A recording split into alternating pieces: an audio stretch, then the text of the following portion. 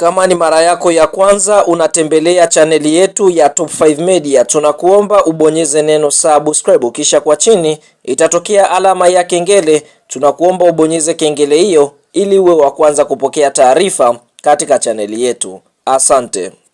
Na wadau wengi wa soka nchini Tanzania, nchini Rwanda, Afrika Mashariki na Kati na Afrika kwa ujumla, ni mchezo ambao utakwenda kuchezwa tarehe 31 ya mwezi wa 7 mwaka 2026, ambapo mchezo huu utakwenda kuikutanisha klabu ya soka ya Simba Sports Club kutokea nchini Tanzania dhidi ya kikosi cha timu ya soka ya Singida Black Stars kutokea katika nchi ya Tanzania, ukiwa ni mchezo wa kundi B, ambapo mchezo ni mzunguko wa 3 ambao unatarajiwa kuchezwa majira ya saa 2 usiku kwa saa za nchi ya Tanzania, lakini kwa pale Rwanda utakwenda kupigwa majira ya saa 1 usiku, ambapo kuelekea katika mchezo huu ni mchezo wa mzunguko wa 3 ukiwa ni mzunguko wa mwisho katika kundi EB, ambapo tunashuhudia kwa upande mwingine kuelekea katika mchezo huu tunaona ni mchezo ambao klabu ya soka ya Simba wanachukua kama sehemu ya pre-season kuelekea msimu mpya wa mwaka 2026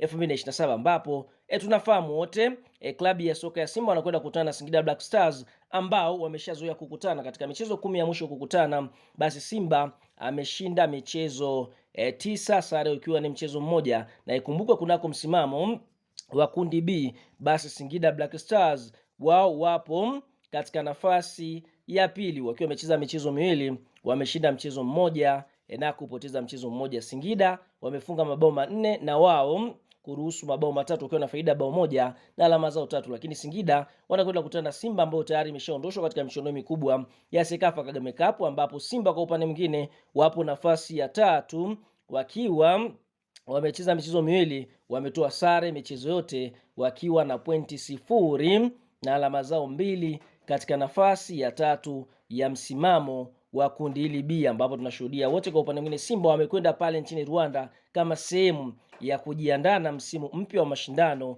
wa mwaka 2026 2027. Kabla ya kuendelea mbali, kama ni mshabiki wa Simba Sports Club unaamini klabu ya soka ya Simba itakwenda kuibuka na ushindi dhidi ya kikosi cha timu ya soka ya Singida Black Stars, like video yetu alafu tuambie kuelekea katika mchezo huu, je, unaiona klabu ya soka ya Simba ikienda kuibuka na ushindi wa mabao mangapi? Kwa shuka kwenye comment ukadondoshe maoni yako, utakuwa umetisha mdau wetu wa nguvu. Sasa fahamu kuelekea katika mchezo huu tunaona kupitia kocha mkuu wa kikosi cha Wekundu wa Msimbazi ameweza kutangaza kikosi chake cha kwanza ambacho kinatarajia kwenda kucheza dhidi ya kikosi cha timu ya soka ya Singida Black Stars. Kwa upande wa mfumo ambao kocha huyu atakwenda kuutumia ni mfumo wa 4-2-3-1, miongoni mwa mfumo ambao kocha huyu amekuwa akiuzoea kuutumia mara kwa mara. Kwa tunaona ni mfumo ambao umekuwa